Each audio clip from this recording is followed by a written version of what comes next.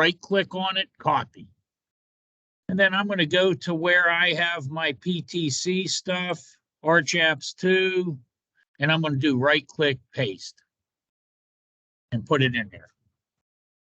That's the file that we're going to link.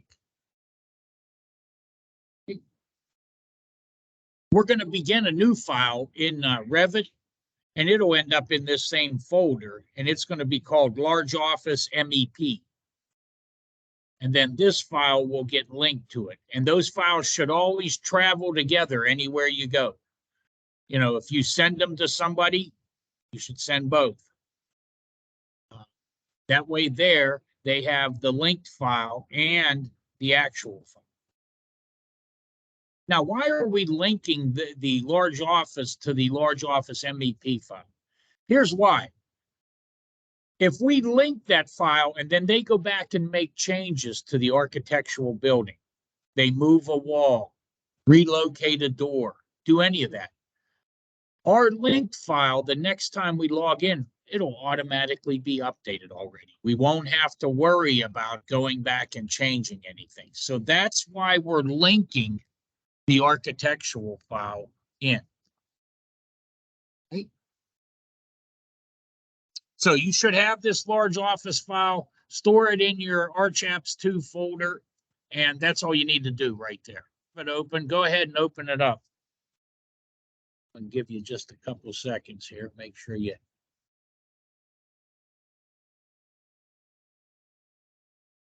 You're not going to want to be in that architectural file.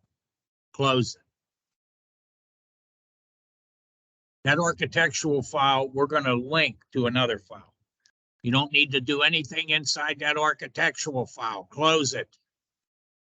People aren't listening to me.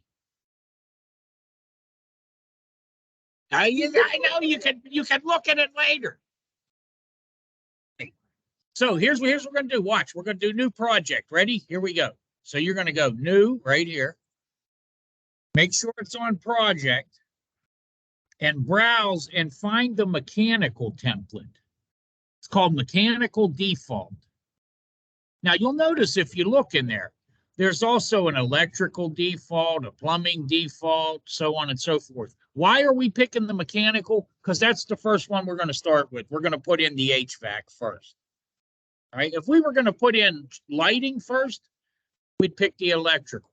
If we were going to put in plumbing first, we'd pick plumbing. But we're going to use the mechanical default, hit open, and it should set it right here as mechanical default. Make sure it's on project and hit OK. And it'll open it up for you. Now, you won't see anything in here right now. Okay? We haven't done anything. We haven't linked any files. So we did everything that was in step 1 here. We used a mechanical template and we created a new project. Now what we're going to do is we're going to link in the office building, right?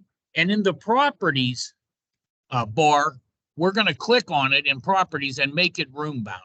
I'll tell you why we're doing that, but let me show you how to do it. So this file here, you should do this. If you haven't done this yet, you want to go File, Save As, Project, and then make sure you pick the same place that you put the other one. Make sure you pick the same folder, Hvac 2, and then you're going to call this one Large Office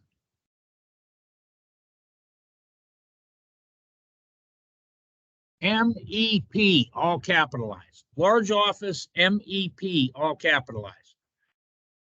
And hit save. What that'll do is that you'll see it'll change the name up here at the top, but now it's saved. So if you hit File Save, it knows where to save it again. Okay. Okay. We're going to link that architectural file in.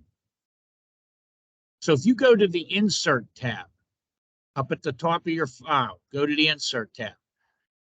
You'll see the very first one is called Link Revit. That's what we want to do. We want to link another Revit file. So click on that.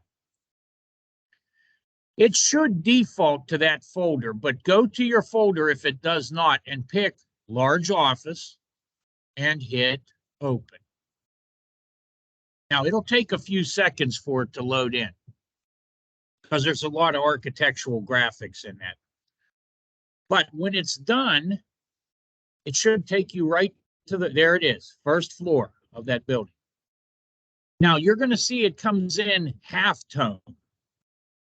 Why does it come in halftone? Well, because you want this, the building is not the focus here.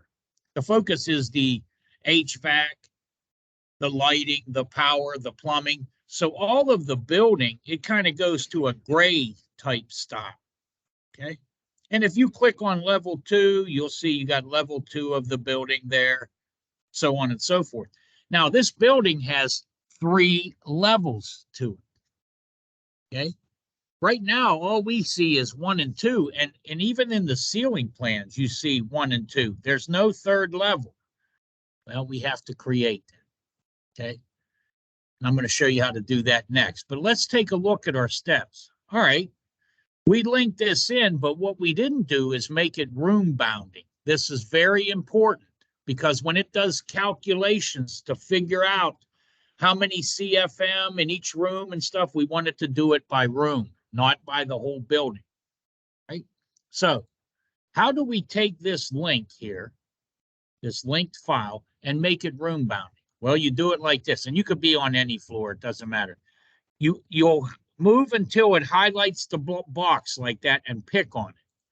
And it'll highlight the entire link, and it'll tell you if you have it right up here in the properties palette, linked Revit model.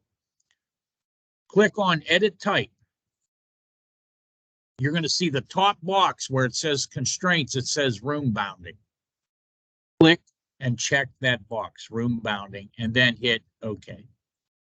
And that's it. That's how you make it room bounding. Now, why did we do this again? Because when we do the calculations, we wanted to calculate this room right here by itself. We wanted to calculate this room and that room, all of them individually, okay?